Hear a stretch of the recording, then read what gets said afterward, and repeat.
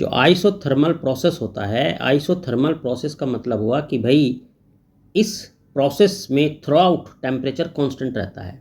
अब अगर temperature through out constant रहना है तो उस केस में जो वेसल है जिसमें प्रोसेस हो रहा है उसकी जो बाउंड्रीज हैं, यानी जो वॉल्स और बॉटम है, वो परफेक्टली कंडक्टिंग होनी चाहिए, ताकि अगर सब्सटेंस में जरा सा भी चेंज आता है तो उस केस में, चेंज से मतलब यहाँ मेरा एक्सपेंशन है, कंप्रेशन से है, अगर वो एक्सपेंड होता है या कंप्रेस होता है तो जो हीट रिक्वायरमेंट होती है कंप्रेशन में या फिर एक्सपेंशन में जो हीट प्रोड्यूस होगी वो इन्वायरमेंट के साथ एक्सचेंज की जा सके इमीडिएटली, जिससे कि टेम्परेचर कांस्टेंट रहे।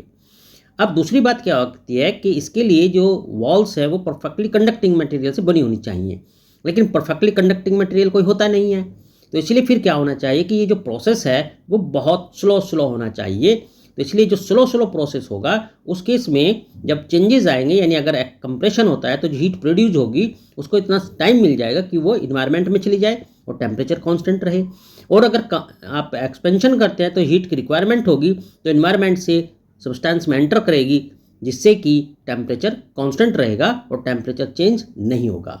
यानी दो मेन कंडीशंस हो गई आइसो प्रोसेस को हैपन होने की।